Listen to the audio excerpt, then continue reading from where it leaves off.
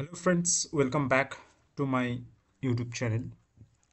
Today we will also learn about that how to read newspaper.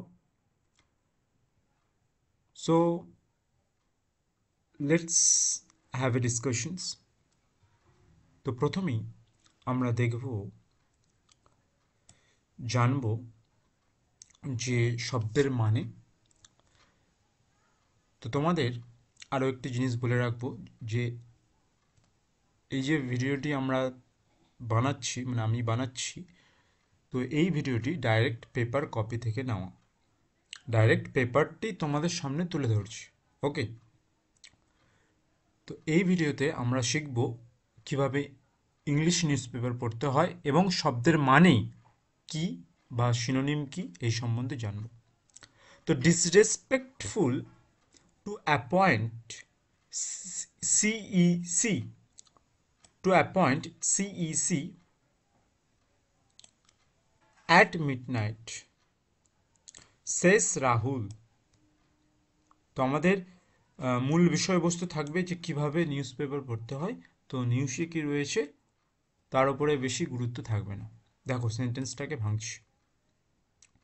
Disrespectful মানে অসম্মানজনক। Two appoint, তো two এর সাথে ভার্বের ফার্স্ট ফর্মের ব্যবহার আমরা দেখছি। ইনফিনিটিভ যাকে আমরা বলে থাকি আর কি, ইনফিনিটিভ ফর্ম মানে উদ্দেশ্য হিসাবে দেখানো হয় যে two appoint. CEC,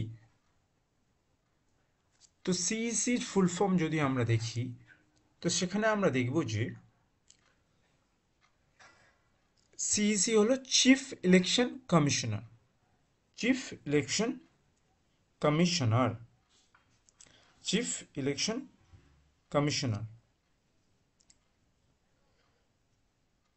infinitive verb সম্বন্ধে বললাম যে টু অ্যাপয়েন্ট মানে নিযুক্ত করা, at midnight, at preposition at midnight, রাতের কোনো সময় মানে রাতের যে সময়কে বোঝানো হয় তার আগে অ্যাট প্রিপোজিশন হিসেবে দেখানো হয়েছে। শেষ রাহুল, তাহলে এখানে এস এর ব্যবহার শেষ, শেষ সাথে সে হচ্ছে বলা, তাহলে সের সাথে এস যুক্ত হয়েছে। তো এখানে আমরা দেখছি যে এটা প্রেজেন্ট ইনডিফিনাইট। ওকে, প্রেজেন্ট ইনডিফিনাইটে বেশিরভাগ ক্ষেত্রে তোমরা নিউজের হেডিং লাইন দেখতে পাবে। তাহলে অসম্মানজনক একটা ব্যাপার কিসে না টু অ্যাপয়েন্ট মানে নিযুক্ত করা, টু অ্যাপয়েন্ট মানে নিযুক্ত করা CEC chief election commissioner at midnight মানে মধ্যরাত্রি, শেষ রাহুল বলছেন। তো হলো হেডিং, নেক্সট লাইনে যাব।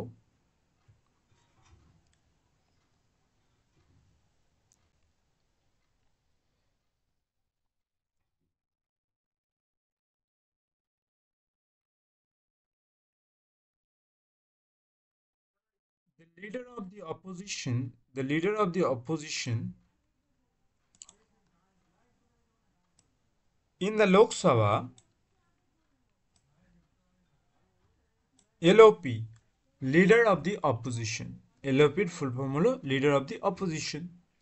তো ইন দ্য লোকসভা, তো লোকসভা আমাদের যে পার্লামেন্ট রয়েছে দিল্লিতে, সেই পার্লামেন্টের যে লোকসভা, রাজ্যসভা আর লোকসভা আর প্রেসিডেন্ট নিয়ে পার্লামেন্ট তৈরি হয়, তো তার মধ্যে যে লোকসভা রয়েছে, তো সেই লোকসভার যিনি লিডার, অপোজিশনাল লিডার, তো তার নাম হলো রাহুল গান্ধী। তো এখানে কমা দিয়ে এখানে এক্সট্রা ফ্যাকচুয়াল ডাটা দেওয়া হয়েছে বা এক্সট্রা ইনফরমেশন দেওয়া হয়েছে বলতে পারো। তো এখানে রাহুল গান্ধীর যিনি রয়েছেন তিনি হলেন leader of the opposition.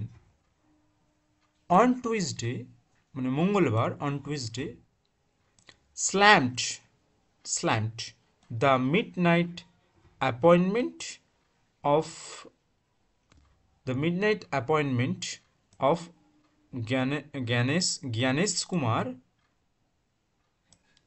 Gyanesh Kumar as the chief election commissioner, as the new chief election commissioner.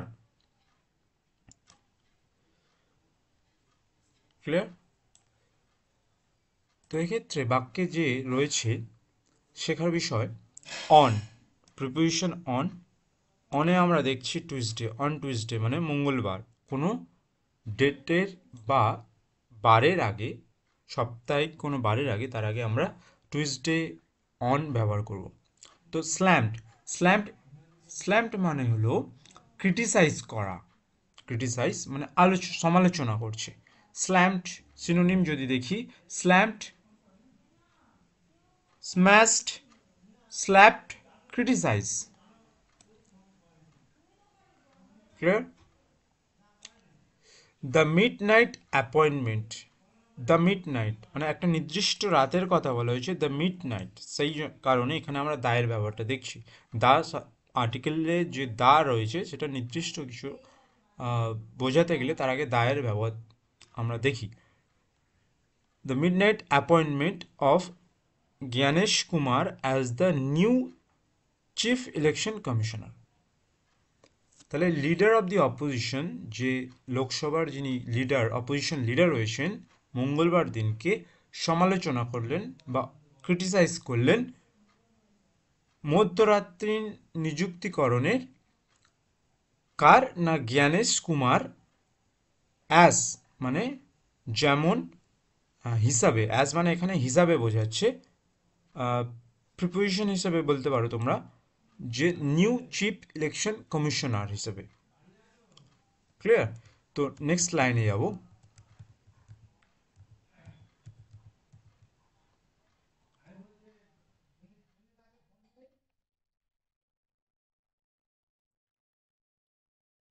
Calling, interesting জিনিস দেখো এখানে অ্যাডজেক্টিভ ফর্ম।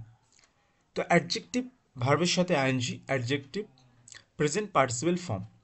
তো অ্যাডজেক্টিভটা এখানে দেখানো হচ্ছে, calling it discourteous and disrespectful amid an ongoing Supreme Court challenge to the selection process and committee compositions. দেখো সেন্টেন্সটাকে আমরা ভাঙবো। কলিং, কল মানে ডাকা, কলিং। তো এর সাথে ভার্বের সাথে আইএনজি, অ্যাডজেক্টিভের সাথে হচ্ছে ইট ডিসকোর্টিয়াস। ডিসকোর্টিয়াস মিনস, যদি আমরা মানেটাকে দেখি, তো ইমপোলাইট, ডিসরেসপেক্টফুল, রুড মানে অভদ্র। অভদ্র মানে ইংলিশ হলো ডিসকোর্টিয়াস বলতে পারো। আর ডিসরেসপেক্টফুল মানে অসম্মানজনক। অ্যামিড, অ্যামিডটাকে এখানে প্রিপোজিশন হিসেবে দেখানো হয়েছে। অ্যান মানে আর্টিকেল, তো অ্যান অনগোয়িং, এই যে অ্যান আর অনগোয়িং এটা কিন্তু অ্যাডজেক্টিভ হিসেবে দেখানো হয়েছে। অ্যান্ড অনগোয়িং মানে চলন্ত, অনগোয়িং মানে চলন্ত। তো অ্যান এখানে আর্টিকেলে ভাওয়েল আগে রয়েছে ও, তো সেই কারণে এখানে অ্যান বসানো হয়েছে। Supreme court, supreme court challenge, যে সুপ্রিম কোর্টের যে চ্যালেঞ্জ করা হয়েছে বা কেস দায়ের করা হয়েছে, সেই কেসের কথা বলা হচ্ছে। কিসের না? To the challenge to the selection process, মানে সিলেকশন প্রসেসের কার নাই? Chief election commissioner. And committee composition এবং কমিটির যে গঠন সম্বন্ধে। তাহলে সেন্টেন্সটা কি বলছে? কলিং ইট ডিসকোর্টিয়াস মানে এটাকে বলছে রুড, অভদ্র, অপমানজনক একটা বিষয়, অসম্মানের একটা বিষয়। কিসের সময় না? অ্যামিড মানে মধ্যে, প্রিপোজিশন মধ্যে, সুপ্রিম কোর্টের চলাকালীন একটা কেস, যেখানে কিনা বলা হচ্ছে, দাবি করা হয়েছে, চ্যালেঞ্জ করা হয়েছে, মামলা দায়ের করা হয়েছিল কী নিয়ে না? সিলেকশন প্রসেস অ্যান্ড মানে চিফ ইলেকশন কমিশনের যে সিলেকশন, যে পদ্ধতি, নিয়োগের যে পদ্ধতি সেটা নিয়ে, আর কমিটি, আর সেই যে নিযুক্তি করাবে সেই কমিটি গঠনের নিয়ে মামলা আর কি সুপ্রিম কোর্টে চলছে।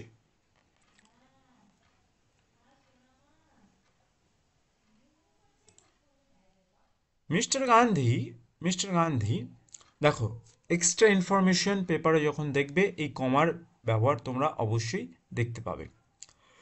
তো a member of the selection committee alongside Prime Minister Narendra Modi and Union Home Minister Amit Shah shared his dissent note on social media platform X. তো এখানে ইন্টারেস্টিং জিনিস, ভার্ব কোনটা এটাকে তোমাকে জানতে হবে। তো ভার্ব কিন্তু এই যে শেয়ার্ড, এটি কিন্তু ভার্ব। তো এটা হলো পেপার রাইটিংয়ের একটা প্রসেস বা পদ্ধতি তোমরা বলতে পারো। এখানে কিন্তু সাবজেক্ট এই মিস্টার গান্ধী। তো মিস্টার গান্ধী কে না, মিস্টার গান্ধী আবার কে না, ইনি হলেন একজন member of the selection committee, মানে একটা নির্দিষ্ট কমিটির কথা বলা হয়েছে, সেই জন্য এখানে দায়ের ব্যবহার দেখছি। Of the selection committee alongside কিন্তু এখানে প্রিপোজিশন হিসেবে দেখানো হয়েছে। অ্যালংসাইড কিন্তু আবার অ্যাডভার্ব হিসেবেও দেখানো যায় বাক্যেতে। তো অ্যালংসাইড কিন্তু এখানে প্রিপোজিশন হিসেবে আমরা দেখছি।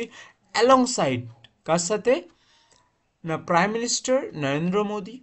এখানে প্রাইম মিনিস্টারের সামনে তোমরা মানে আগে তোমরা দেখতে পাবে দা, কিন্তু এখানে দায়ের ব্যবহার হয়নি, কারণ এখানে একজন ব্যক্তির নাম অলরেডি দেওয়া হয়েছে। ব্যক্তির নাম দেওয়া থাকলে তার আগে দা বসানো যায় না গ্রামারের রুলস অনুযায়ী। তো Narendra Modi and union home minister Amit Shah.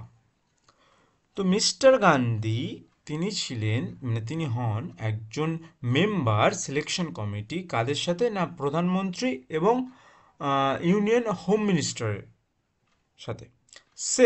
Shared করা মানে মিস্টার গান্ধী আর কি করেছেন হিজ ডিসেন্ট মানে ডিসএগ্রিমেন্ট নোট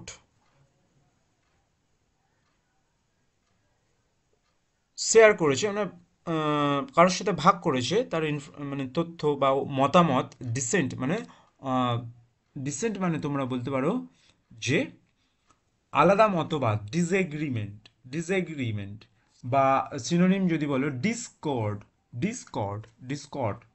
ওকে, মানে অসম্মতি যাকে বলা হয়। তো অসম্মতির যে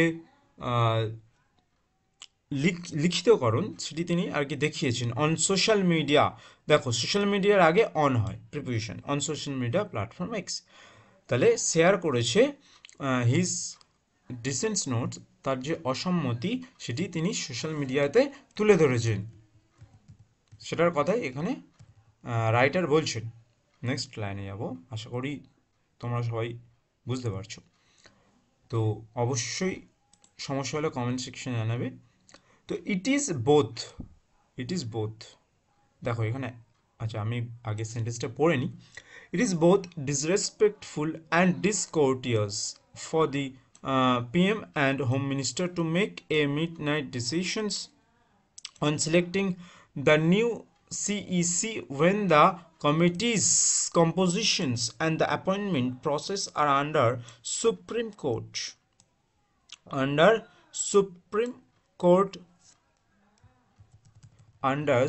Court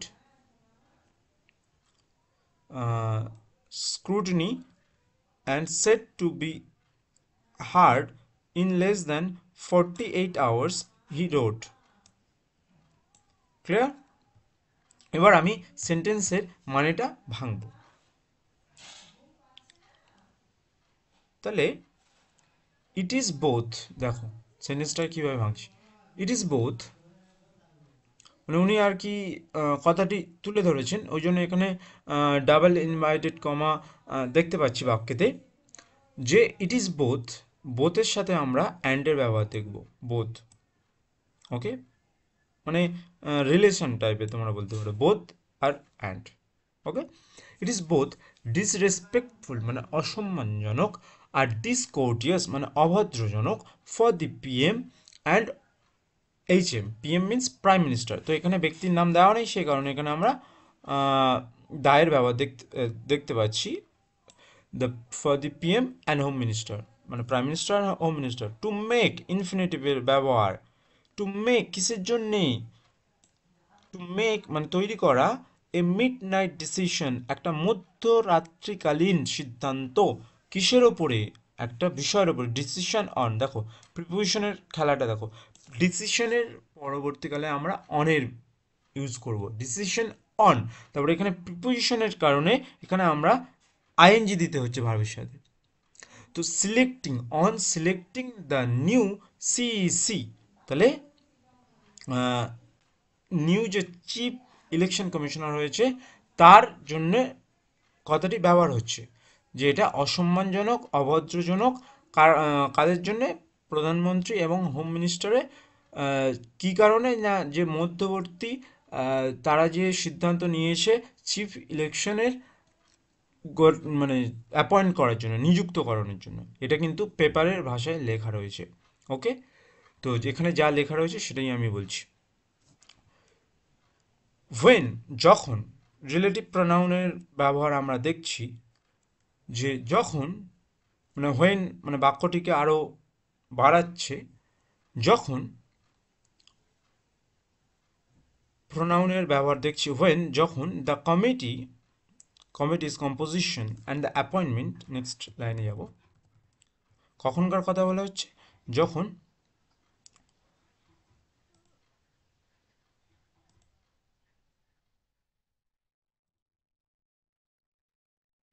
the committee's composition and the appointment process are under Supreme Court scrutiny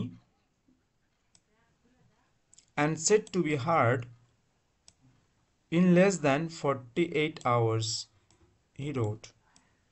তো রাহুল গান্ধী এই বাক্যটি আর কি লিখেছেন, রাইটের পাস্ট ফর্ম রোড। তো এখানে আমরা দেখছি যে যখন দ্য কমিটিস কম্পোজিশন, যে কমিটি, সিলেকশন কমিটি যে তৈরি, অ্যান্ড অ্যাপয়েন্টমেন্ট মানে নিযুক্তকরণের যে পদ্ধতি, আর আন্ডার মানে প্রিপোজিশনের ব্যবহার। তো আন্ডার মানে মধ্যে, কার কাছে রয়েছে? Supreme Court, under Supreme Court scrutiny, যে সুপ্রিম কোর্টের যে স্ক্রুটিনি মানে লক্ষ্য বা তদন্তে যে রয়েছে, and set to be heard, যেটা কি না শোনা হবে, ইন লেস দ্যান মানে কম, ইন লেস দ্যান মানে কম, 48 hours, in less than 48 hour মানে 48 ঘন্টার কমে, মধ্যে যেটিকে শোনা হবে। তো এটি তিনি লিখেছিলেন, হি রোট, রাইটের past form wrote, write, wrote, written. তো এখানে সেকেন্ড ফর্মের ব্যবহার দেখছি ভার্বে। তো I hope it's quite simple for you now. তো take care, bye bye, have a nice day.